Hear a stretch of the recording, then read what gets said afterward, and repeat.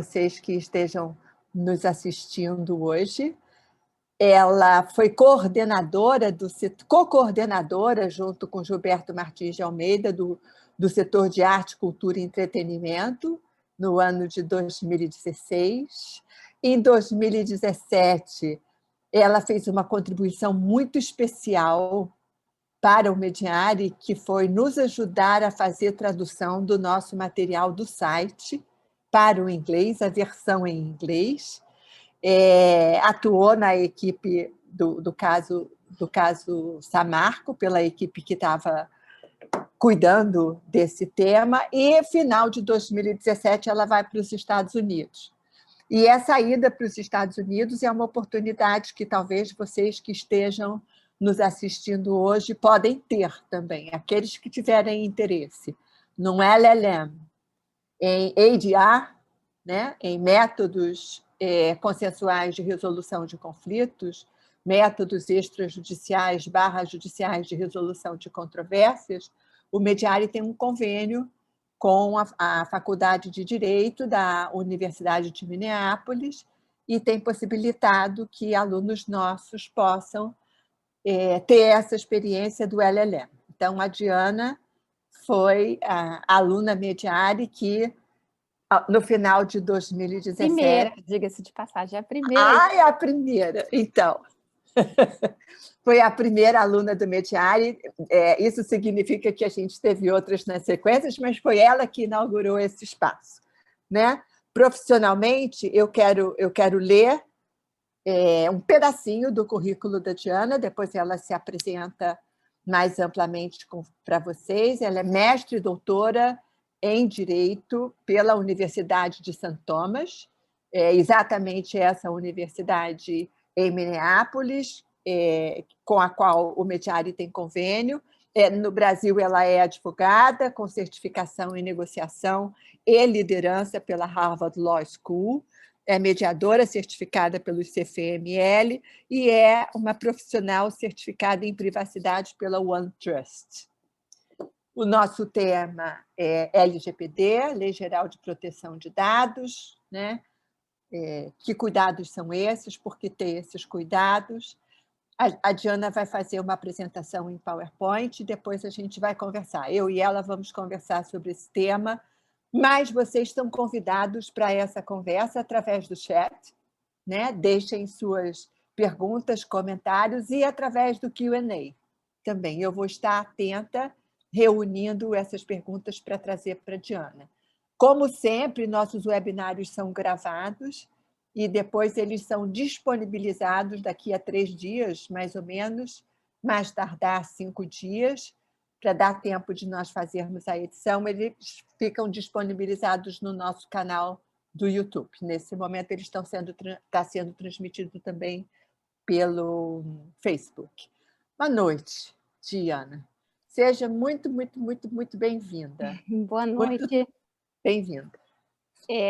Eu queria agradecer imensamente o convite, Tânia. É muito especial para mim estar falando de 2 paixões que eu tenho, que é a proteção de dados e a mediação, e poder fazer esse link. Eu vou fazer essa apresentação, eu quero ver se vocês conseguem ver minha tela. Estamos vendo muito bem, obrigada. Ótimo. Então, bem, como todo bom mediador, né, eu começo com a agenda. A Tânia já falou um pouquinho de quem eu sou, mas eu vou fazer uns breves comentários. E logo em seguida eu vou passar para um breve histórico dessa LGPD, de onde ela veio, saber como é que veio essa história de proteção de dados, né? Depois eu vou passar para fazer esse link da LGPD e da mediação. E aí contar para vocês um pouquinho da experiência internacional, né, que usa mediação e outras formas de resolução de conflito nos conflitos de proteção de dados. E, no final, vou apresentar um caminho possível, né, que eu acho que a gente pode, depois de ver toda essa experiência, tomar como um start, né? Então, deixa eu passar aqui no slide. Essa sou eu, novamente. Como a Tânia falou, das minhas certificações.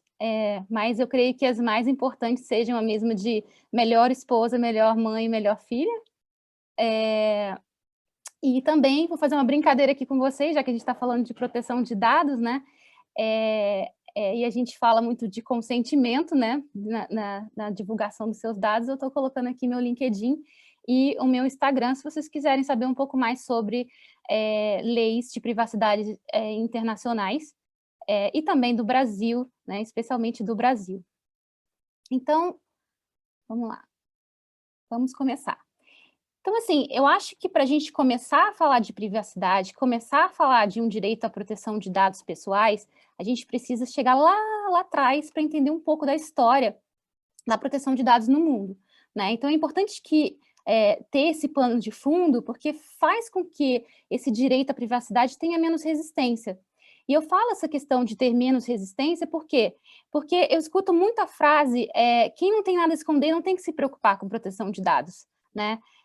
Mas é preciso esclarecer esse equívoco, porque se a gente entende esse histórico, esse pano de fundo que eu coloco aqui como início na Segunda Guerra Mundial, a gente consegue se colocar no lugar do outro, como a gente faz na mediação, né? Pensar do lado do outro e entender que a não proteção de dados pessoais, não ter uma legislação que proteja isso, tem um impacto tamanho que pode gerar um impacto tamanho na humanidade, né? Então, eu vou lá atrás um pouco, vou falar no pré e da Segunda Guerra Mundial.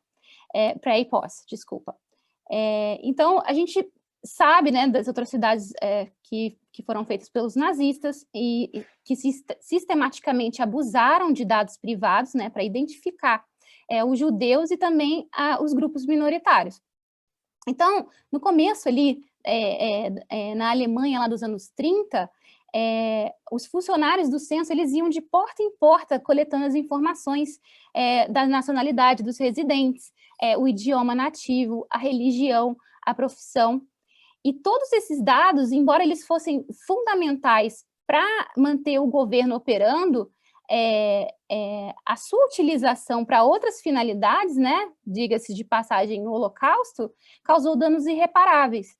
Então, aí que eu falo dessa coisa de colocar no lugar do outro, né?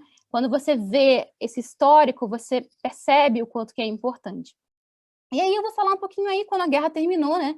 Embora tivesse essa preocupação de nunca mais voltar àquela realidade, a vigilância estatal continuou com a polícia da Alemanha Oriental, Stasi, que também tinha os oficiais que eram livres para poder bater de porta em porta, verificar, abrir as correspondências das pessoas, revistar os apartamentos, colocar escutas em quartos e banheiros e torturar cidadãos, né? E o abuso era tamanho que eles mantinham um arquivo de tudo, então eles tinham o perfil da pessoa, desde os amigos até os hábitos sexuais. E aí, então, nesse pós-guerra, a gente percebe que o mundo começa a mudar e a repensar esses valores que precisam ser protegidos, né? Esses direitos que precisam ser protegidos. Então, veio aí a Declaração Universal dos Direitos Humanos, né, no artigo 12, que fala que ninguém será sujeito a interferências arbitrárias na sua vida privada, família, lar ou correspondência, nem ataques à sua honra e reputação. Então, toda pessoa, a partir daí, tem o direito à proteção da lei contra essas interferências ou ataques, né? Então, veio esse pano de fundo, né? As portas se abriram para as leis de proteção de dados esparsas na Europa, né? E bem como a decisões que foram muito importantes, como a de um tribunal constitucional alemão, em 1983, que falava exatamente sobre essa preocupação com as perguntas do censo, que eram desnecessariamente intrusivas e que levou o tribunal a declarar um direito que é importante aqui para linkar com a mediação, que é o direito da autodeterminação sobre os dados pessoais, né, como um direito fundamental. E essa se tornou as lentes da Europa dali em diante. E aí a gente vai aqui para a Diretiva 95, né, de 1995, a Diretiva 46, que garante que a proteção de indivíduos no que diz respeito ao tratamento de dados pessoais e também a livre circulação desses dados. Né? Então, foi ali naquela infância da internet, né? Quando estava tudo começando, essa questão de transferência de dados.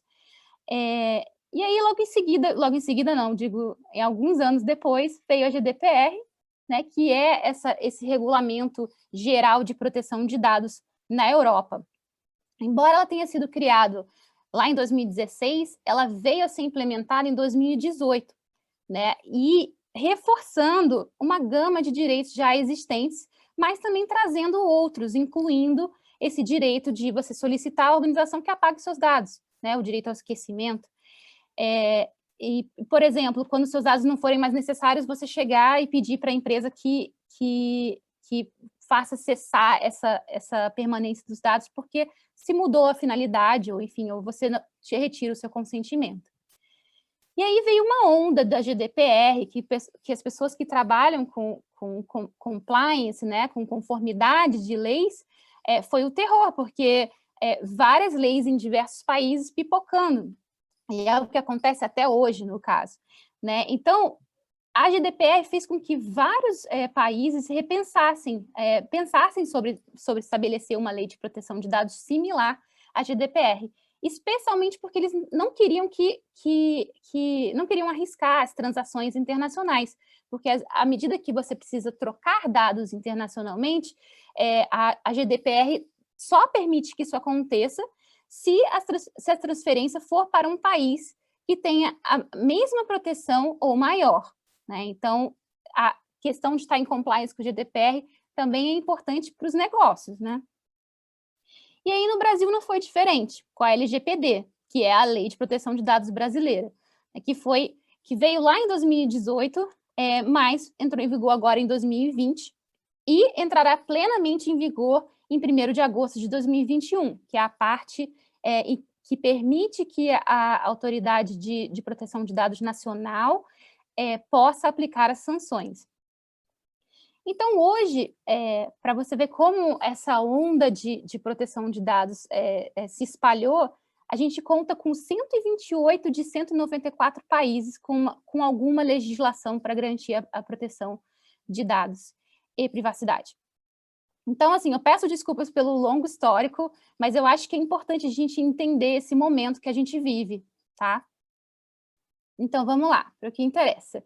Eu fiz uma brincadeira aqui com o iceberg, que os mediadores gostam para acessar o conflito, né, da posição, os interesses e os valores, e a brincadeira com os dados pessoais aí da LGPD, né, que a gente mostra assim, a posição, a gente tem alguns dados que a gente consegue perceber logo de início, e aqueles outros que você precisa fazer uma correlação, ou, enfim, unir para identificar uma pessoa, né?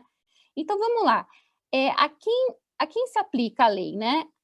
A Lei de Proteção de Dados, ela aplica a qualquer manuseio de dados pessoais, que a lei chama de processamento, mas eu estou usando uma linguagem mais fácil, realizado por pessoas físicas ou jurídicas, públicas ou privadas, independente do formato, ou seja, pode ser digital ou pode ser em papel, do país da sua sede ou do país onde os dados pessoais são localizados. Então, você pensa aí, quando, embora você colete aqui no Brasil, embora você coloque lá sua foto lá no Google Drive, você está usando o Google Drive, que talvez seja um servidor que esteja lá na Tailândia, por exemplo, né?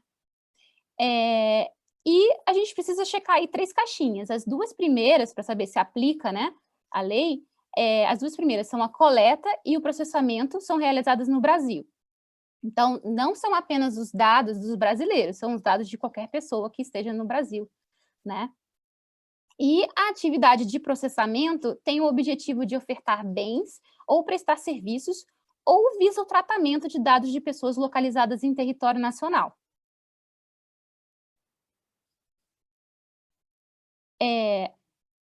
Mas voltando aqui nos dados pessoais, que eu esqueci de falar, porque eu falei dessa brincadeira aqui, o que é importante dizer é que os dados pessoais são basicamente qualquer informação em formato físico ou digital, né, relativa a uma pessoa física identificada ou identificável, né, e o rol da lei é apenas exemplificativo. Então, esses dados que eu coloquei aqui, eles são meramente exemplificativos, porque você pode ter outros dados, né, que você pode unir e pode identificar uma pessoa.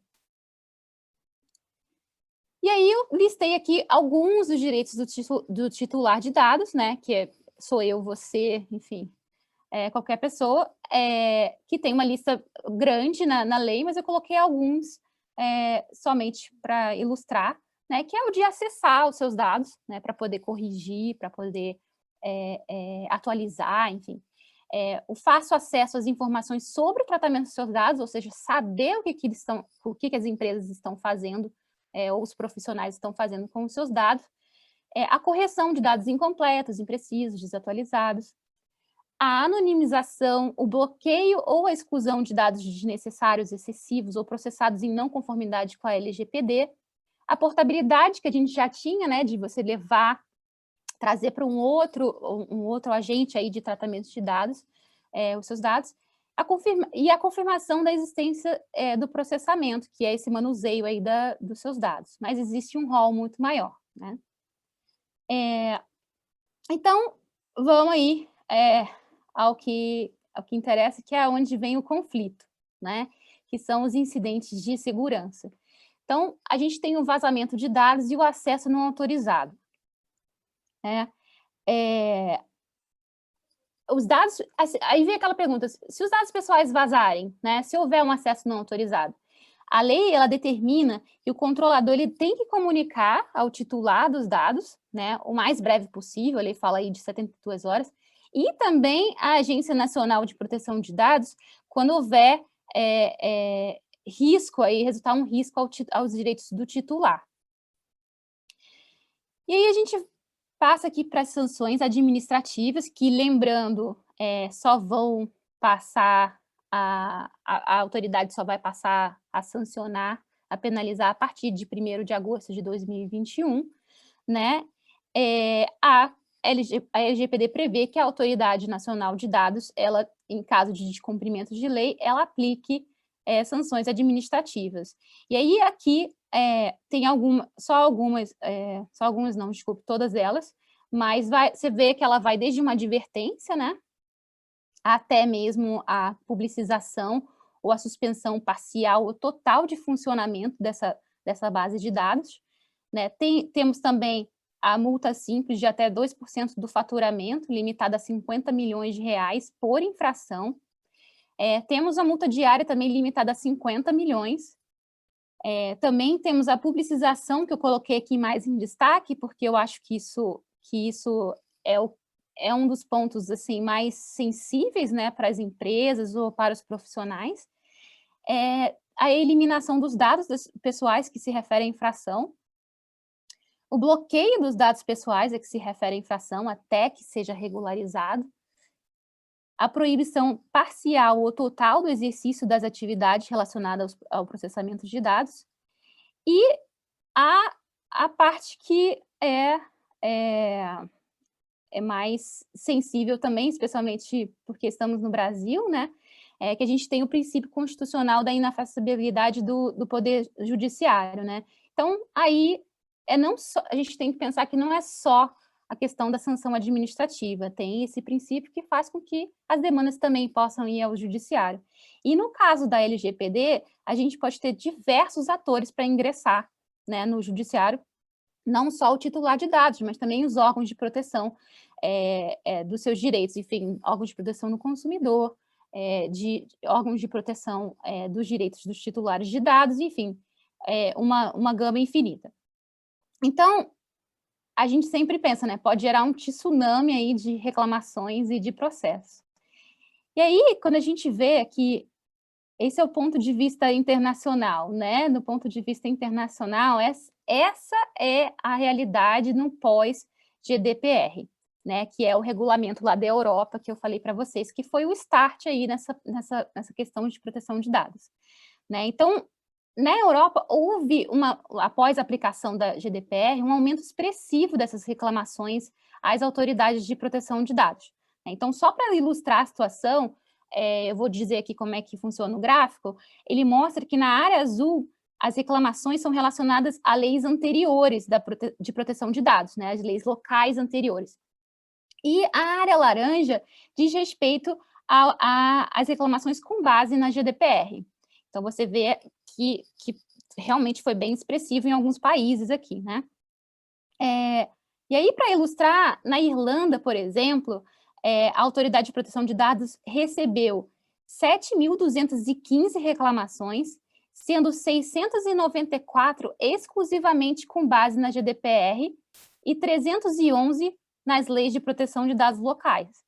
Então, você vê como, de fato, houve uma preocupação maior com a proteção de dados após a GDPR. E a gente sabe que no Brasil, né, não vou esconder, a gente tem uma tendência litigante de buscar o judiciário, buscar uma solução final, né, dizer quem está certo, quem está errado. E aí a gente se depara aqui com os dados da Justiça em números, que mostrou que o ano de 2019 terminou com cerca de 77 milhões de processos ativos. Mas tem uma boa notícia aí, né? Que eu acho que a mediação, enfim, outros métodos de resolução de conflito ajudou bastante nisso. É a redução em relação a 2018 de aproximadamente 1,5 milhão de processos em trâmite, sendo a maior queda de toda a série histórica contabilizada pelo CNJ, com início a partir de 2009. Então, isso é um dado relevante, né? E agora, falando um pouco aí ligando os pontos, né? Você deve me perguntar aí, mas o que a LGPD tem a ver com a mediação, né? Como é que a gente liga esses pontos, né? Então, eu vou começar aqui com a famosa Resolução 125, né? Que lá em 2010 trouxe esse conceito americano aí de tribunal multiportas, né? Que a Tânia também colaborou bastante com isso, e trouxe esse conceito, ou seja, dizendo que o acesso à justiça é exatamente oferecer o método, a porta adequada a cada tipo de conflito, né? E aí o Código de Processo Civil, também chamado Novo Código, né? Que não é tão novo, mudou esse tom da conversa aí processual. Ele acrescentou lá nas normas dele fundamentais, né, do processo civil, o incentivo aos métodos alternativos de conflito, listando lá a conciliação, a mediação e a arbitragem. E aí, lá no parágrafo 2º do artigo 3º, ele fala que sempre que possível o Estado promoverá a solução consensual dos conflitos. E aí, nessa esteira, vem a LGPD também, né? No seu artigo 50, ele fala das boas práticas e da governança. Então, ele determina que o controlador implemente um programa de governança em privacidade com requisitos mínimos, né? E aí, dentre esses requisitos mínimos, ele fala que esse programa tem que ter o objetivo de estabelecer uma relação de confiança com o titular, né? Por meio de atuação transparente e que assegure mecanismos de participação do titular. E que também conte com planos de resposta a incidentes e remediação. Então, eu não sei vocês, mas eu consigo enxergar aí a mediação ou a conciliação como uma boa prática, né? Então, somente lendo esse artigo. E também consigo ver uma abertura aí também para resolução de conflitos online também, porque se você pode oferecer isso no seu website, enfim, um canal aberto para criar essa confiança com o titular de dados. E aí vamos lá para o famoso artigo 52, parágrafo 7º, que fala sobre a possibilidade de uma conciliação direta entre o controlador e o titular de dados, né? E que, caso não haja acordo, o controlador estará sujeito às penalidades que eu mencionei. Eu acredito aqui, ele fala especificamente em controlador, tá? Mas eu acredito que o legislador, quando ele menciona as infrações do artigo 46, que fala dos agentes de tratamento, ele não está excluindo, então também não faria sentido excluir os operadores também, né? Que são os que efetivamente recebem, por exemplo, as informações em nuvem, por exemplo, que opera de fato, né? E que obedece às ordens do controlador. Mas isso é uma coisa que precisa ainda ser regulamentada pela Agência Nacional de Dados, né? Ela precisa dar essas diretrizes, ela precisa dar esse guia para os profissionais, para que a gente tenha uma maior clareza de como que isso vai se dar. E aí, a gente vai para a experiência internacional, né? Que a gente vê essa tendência nessa experiência internacional de usar, de buscar a resolução alternativa nos conflitos de proteção de dados. Deixa eu só beber uma água aqui que eu falei demais. E aí eu começo aqui com Singapura. Em Singapura tem uma lei de proteção de dados que se refere especificamente à mediação como um mecanismo eficaz para resolver conflitos advindos da utilização de dados pessoais. A autoridade nacional, ela pode, com consentimento das partes, obviamente, passar a questão para a mediação, né? E aprovar também o uso de câmaras de mediação externas. E aí eu passo para as Filipinas, que também seguiu o mesmo caminho de Singapura. Na seção 7B da Lei de Proteção de Dados, há uma previsão da utilização da resolução alternativa de litígios pela autoridade nacional para resolver conflitos na Lei de Privacidade de Dados. E a Coreia do Sul, que é uma das pioneiras aí na Ásia, né, na proteção de dados pessoais, e começou lá em 95, junto lá com aquela diretiva 95 lá na Europa, eles já tinham uma lei de privacidade. E hoje conta com uma lei que, embora seja mais rígida em termos de proteção de dados, é mais flexível na questão da resolução dos conflitos, né? Então, essa lei que eles chamam de PIPA, né, que é Personal Information Protection Act, ele prevê um comitê de mediação de conflitos em dados pessoais, então é um comitê específico para usar a mediação em casos de violação de dados pessoais, e esse comitê é a autoridade que é responsável por resolver esses conflitos individuais e coletivos. Então, eles têm um framework, eles têm como eu mostrei aqui no slide, ele já tem um mecanismo de utilização de mediação tanto nos conflitos individuais como nos coletivos. E eles têm 3 mecanismos de solução de conflito. O primeiro deles é uma mediação informal, que ocorre pelo telefone, que é também uma das mais acessadas. E tem a segunda, que é a mediação formal, que é através desse comitê de mediação de disputas envolvendo os dados pessoais e o judiciário. Então, eles têm uma espécie aí de sistema multiportas também. E o comitê de mediação de disputas envolvendo esses dados pessoais não tem mais do que 20 membros, mas são 20 membros, cerca de 20 membros, que são profissionais de diversos backgrounds. Então, tem como que eu vou dizer, a participação de bastante de profissionais como acadêmicos, membros do governo, membros de ONGs. E aí, essa mediação, ela é disponível online também. E o acordo que é realizado nessas mediações tem força executória imediata, tá? Essa lei de privacidade também prevê a mediação nas demandas coletivas, né, como eu falei, normalmente em casos de vazamento de dados, que é como a LGPD também prevê, mas individual, ou práticas irregulares reiteradas. E esse mecanismo, aqui eu estou mostrando de disputas coletivas, e esse mecanismo ele pode ser utilizado por diversas pessoas, tá? Físicas ou jurídicas. Então, para a gente ter uma ideia de números, entre 2013 e 2015, foram resolvidos pelos métodos de mediação 692 mil reclamações por parte dos titulares. Então, se a gente considerar esse número é bem expressivo, né, considerando que é uma cultura que não é litigante. E aí a gente passa aqui para a Austrália.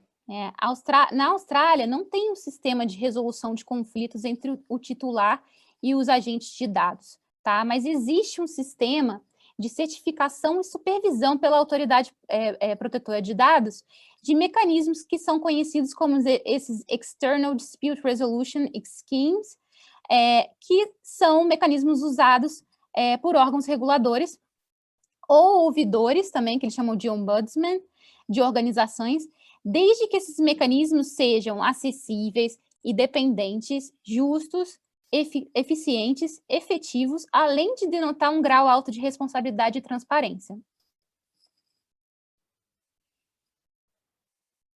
E aí, seguindo aí essa ideia desses mecanismos externos, a Nova Zelândia também copiou um pouco desse mecanismo, né? Prevendo que a autoridade nacional pode tentar ajudar as partes a chegarem a um acordo, né, com a autoridade, com ou sem investigação prévia. E se não tiver um acordo, o titular pode ir ao judiciário. Lá também a autoridade pode pedir que as partes compareçam para uma primeira audiência para tentar buscar uma composição amigável, né, que lembra um pouco o Brasil. Ou então que busque meios alternativos de composição. E aí vamos para alguns países aí que estão caminhando nessa linha também, né, que é o Reino Unido, né, que ele tem um sistema informal, digamos assim, porque a autoridade nacional ela busca uma composição junto aos agentes de tratamento, e também a autoridade nacional sugere outras formas de resolução de conflito para os titulares que buscam uma indenização. E aí os Países Baixos também tem também a previsão de ouvidores para ser esse canal, né, esse mediador entre os titulares e os controladores de dados. E aí eu coloco aí a ideia do caminho possível, né, porque depois da gente analisar, ver como é que foi a história aí do GDPR e como que a proteção de dados ela foi se desenvolvendo no mundo, a gente percebe que a Agência Nacional de Proteção de Dados, ela pode também ter essa face de conciliador, de mediador, pode estabelecer um mecanismo próprio de facilitação aí desses conflitos, né? E o judiciário também poderia abrir as portas com audiências prévias de conciliação, mediação, de repente online. E eu vejo também as câmaras privadas, né, de mediação, tanto presencial como online, conciliação, e também, dentro da própria empresa, uma figura que seja capaz de fazer essa ponte. Então é isso, espero que vocês tenham gostado da minha apresentação, e é isso. Muito obrigada. Deixa eu terminar de... Foi. Olá. Olá, vou começar agradecendo, primeiro, assim, uma conjunção tão bonita de recurso visual com informação que você conseguiu fazer com essa apresentação. A gente tem muita informação na apresentação e ela é visualmente muito agradável. E a forma de você apresentar é muito agradável. Você já deu um tom de conversa desde o começo da apresentação. Eu adorei que você tenha começado pelo histórico. Eu sou uma pessoa apaixonada por colocar contextos nas situações. As situações, elas ganham uma compreensão maior, uma frase, o que for, ou um livro, se a gente conhece o contexto do autor, o contexto da situação. Então, ter acesso a esse histórico foi lindo, foi lindo. A história do iceberg, eu fiquei encantada. Acho que foi uma super ideia criativa para nos ajudar a perceber os diferentes níveis, os mais superficiais e os mais profundos, mas dependendo de quantos dados a gente tem, a gente identifica quem é a pessoa, né? Então, primeiro, super obrigada pela apresentação. Uma delícia te ouvir. E agora, algumas curiosidades. Primeiro, gostaria que você soubesse que você já recebeu muitos parabéns pelo chat, pela apresentação, e um pedido de que, por favor, as mãozinhas, assim, vai ficar gravado, então vou repetir que vai para o canal do YouTube, né? Como todos os nossos webinários, daqui a 3, 5 dias no máximo, por conta da edição, né? Que a gente precisa fazer e ter a aprovação da Diana também, para...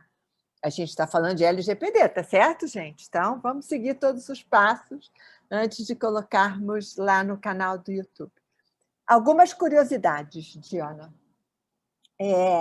Que vantagens você vê na utilização da mediação de conflitos, nos conflitos resultantes, tanto do vazamento quanto dos acessos não autorizados, né? Que vantagem?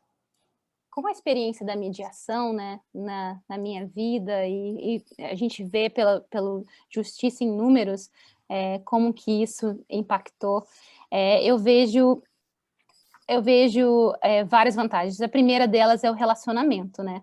Porque no caso da LGPD, quando uma pessoa disponibiliza os dados para uma empresa que ela é cliente, há um relacionamento aí que muitas vezes é continuado, né? Então, a utilização da mediação, ela promove essa confiança, né? Que fala lá no artigo 50, né, que eu mencionei, a retenção desse cliente, e eu acho que também um feedback positivo do cliente, né? Porque trata o conflito de uma forma não convencional e mais amigável, mais rápida. A reputação também eu acho que é importante para a empresa, né? Porque traz mais transparência sobre como tudo é feito, evita essa exposição pública do incidente de segurança em si, né? E minimiza também os impactos na imagem. Outro ponto que não posso deixar de falar que é a economia, né? Economia de tudo, economia de tempo, de custo para litigar, de custo para reaver essa credibilidade de volta, né, no mercado, quando há, por exemplo, uma sanção de publicização da infração, né? A gente vê aí nos jornais diversas vezes, né, quem foi que vazou o dado, né? A gente teve uns casos assim, né? Então, ninguém quer ser a pessoa que vai vazar os dados. Então, é importante também nesse sentido. E também evitar, porque, como a própria lei diz, o fato de você utilizar a conciliação, mas que a gente pode também dizer mediação, evita esse processo administrativo dentro da Agência Nacional de Proteção de Dados. E, por último, linkando aí com a mediação, o empoderamento do cidadão, né, sobre seus dados pessoais. Então, ele visa essa autonomia da vontade, enfim, o diálogo. Então, eu vejo vários benefícios. Nossa, eu corri aqui para listar todos esses benefícios. Eu gostei muito da questão do protagonismo, né? Que é um tema que a gente hoje incentiva cada vez mais, né, na cidadania, que a mediação já traz, e você inclui essa questão do empoderamento na vantagem de se utilizar, na vantagem não, nos benefícios de se utilizar a mediação com essas situações de ruptura do cumprimento da LGPD, né? Um mediador pode atuar em casos LGPD sem ser especializado na área? Diana, o que você acha? Então, eu acho que você precisa ter um certo conhecimento, né, especialmente dos termos que podem ser falados na mediação. Mas uma coisa que eu gosto bastante, que é o que o Mediare faz, a mediação ela possui 2 mediadores. Então, o que seria o melhor dos mundos seria 2 mediadores, né, um mediador mediador e um mediador especializado em proteção de dados. Aí seria mais adequado, né? Eu gosto disso, porque essa é uma forma que a gente incentiva realmente, e que a mim, pessoalmente, ajuda muito, porque eu me tornei uma especialista em processos de diálogo, mas eu não tenho especial conhecimento de muitas áreas. Então, eu estou sempre acompanhada de alguém que tem especial conhecimento de uma área, até porque os especialistas em determinadas áreas não necessariamente têm já consolidada a sua expertise na condução de processos de diálogo, né? Então, que bom que você trouxe essa articulação. Eu gosto muito disso. Você falou do artigo 52 e da menção à conciliação direta, né? Ok a gente usar a mediação se o legislador fala da conciliação direta? Eu entendo que assim, o legislador ele não é muito técnico na utilização, às vezes, do instituto correto, né?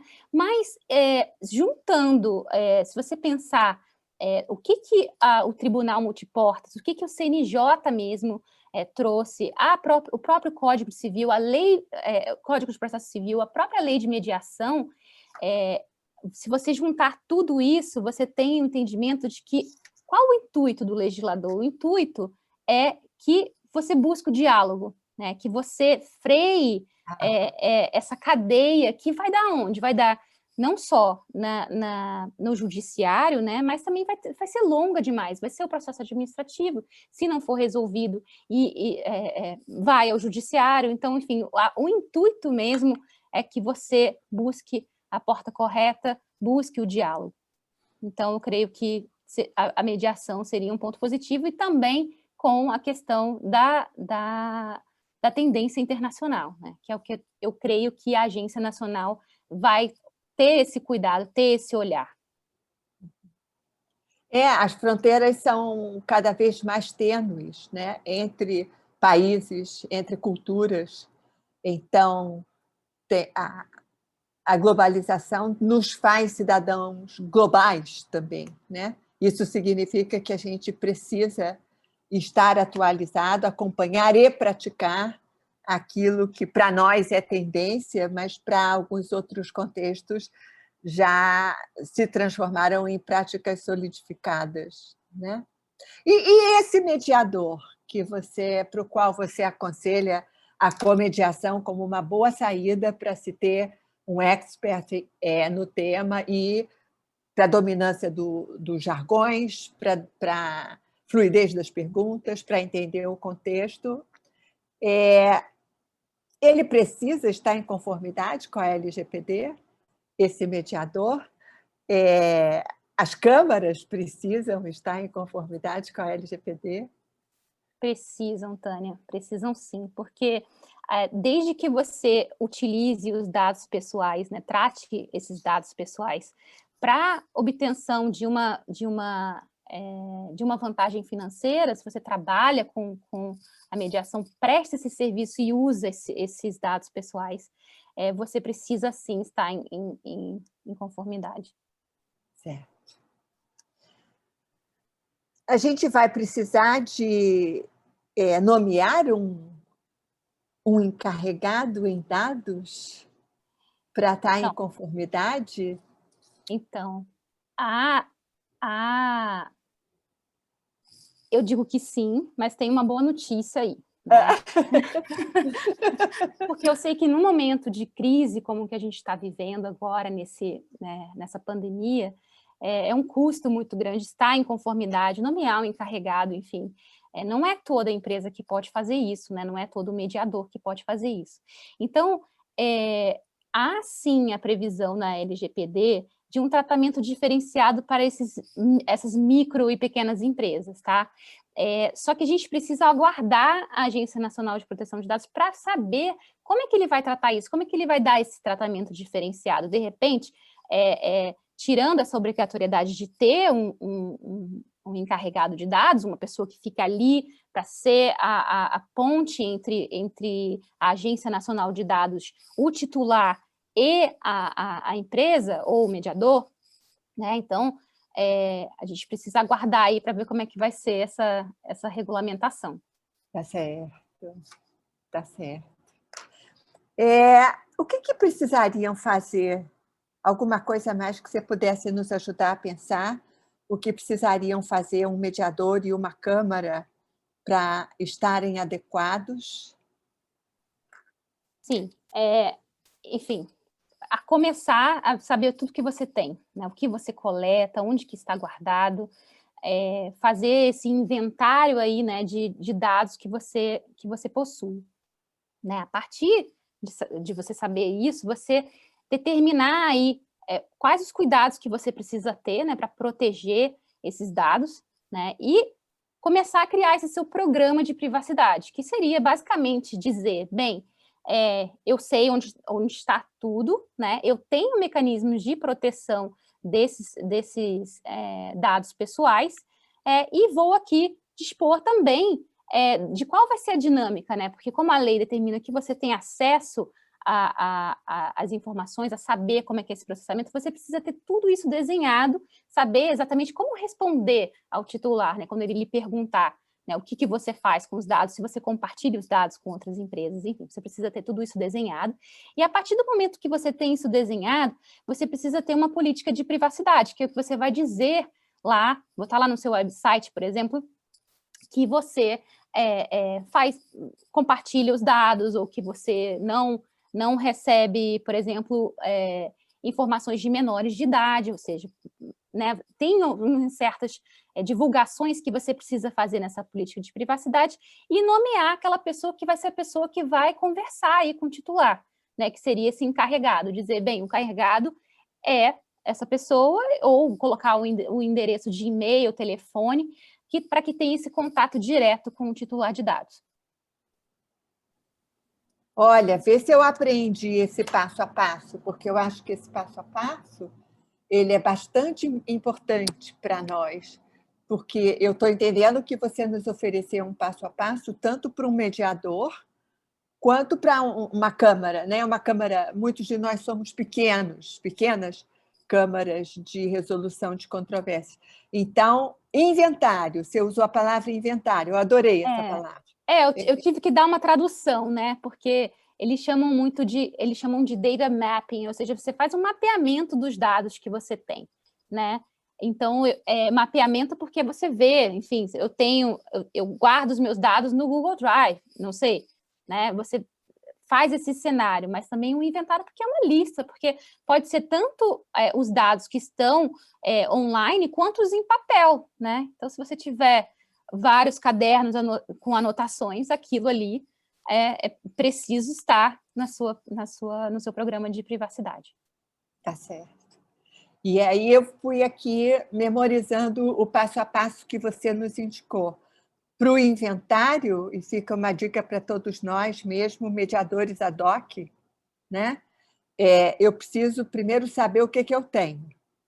Então, isso já é um inventário, né? Exatamente. Depois eu preciso saber aonde está o que eu tenho.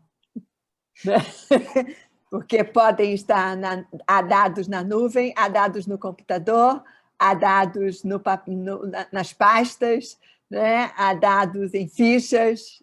Aonde está?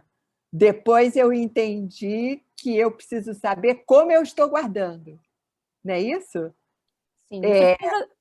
Basicamente, você precisa saber esse ciclo da informação, né? De como ela vem, como é que ela entra dentro do mediário, por exemplo, como é que ela é transferida, ela não é.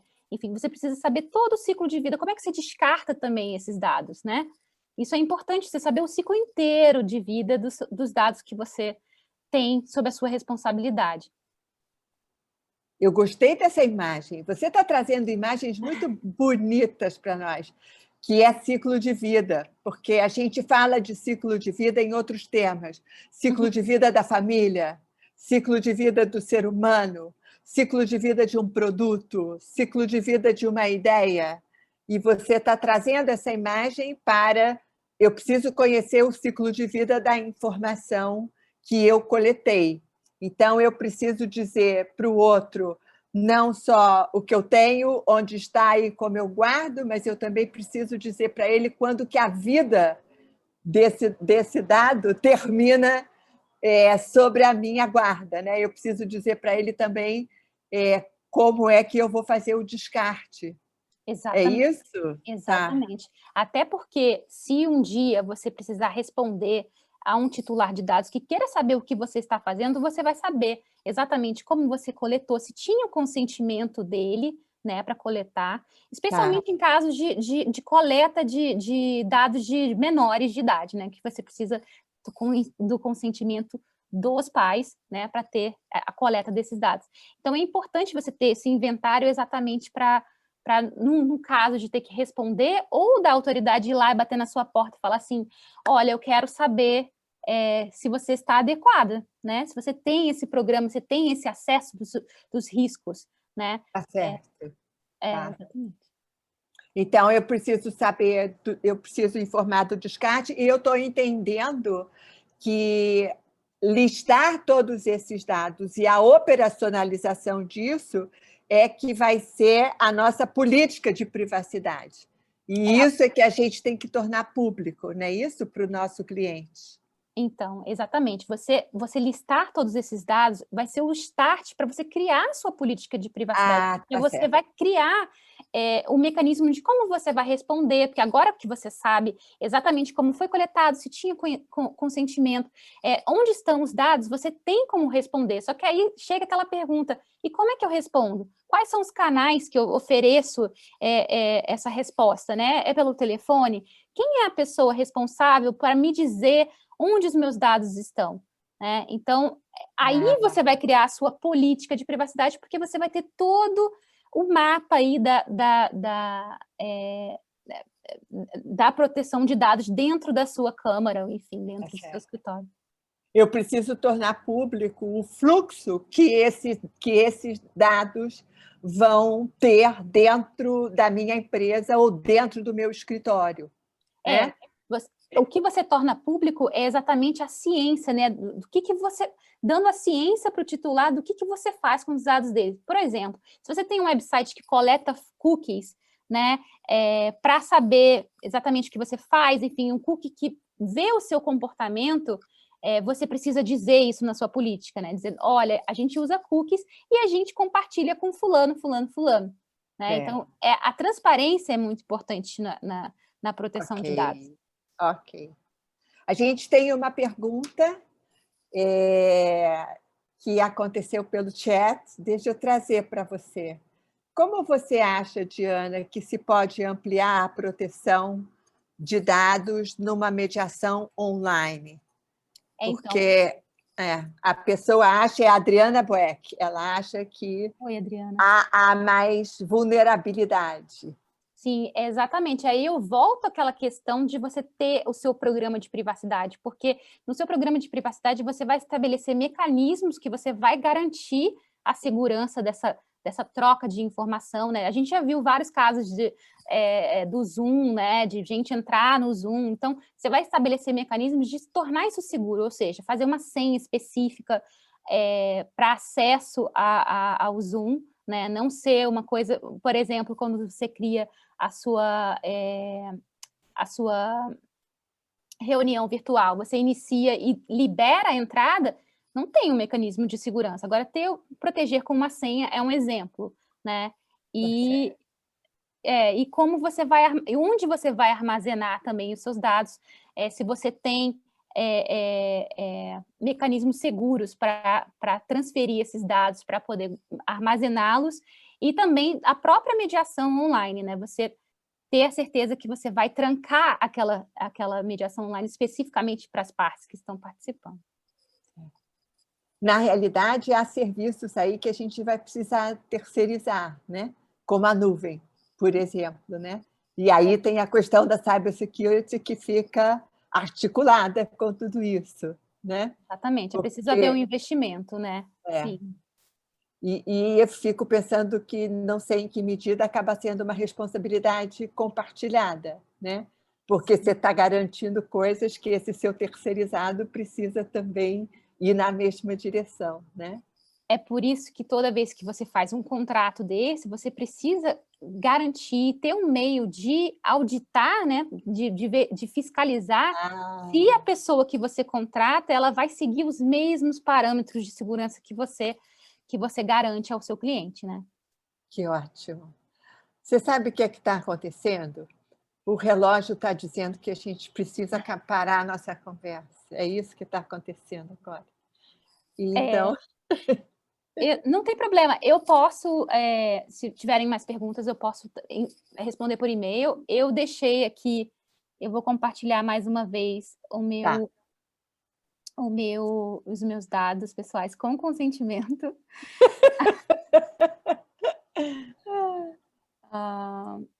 Então, se vocês quiserem entrar em contato comigo no LinkedIn, ou pelo Instagram, no Privacy Matters 4.0, eu posso estar lá e responder, ok? Ok, eu quero deixar o último minuto com você.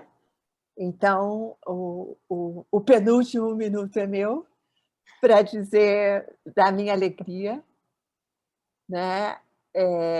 Da minha alegria, Diana, da gente poder retomar a nossa parceria. A gente já teve uma parceria que acontecia de forma presencial e agora ela vai se manter, ela ficou hibernando, né? Você cuidando de uma opção de coisas e eu de uma opção de coisas, e nós estamos reacendendo a chama da nossa parceria, você agora nos Estados Unidos e eu aqui no Brasil.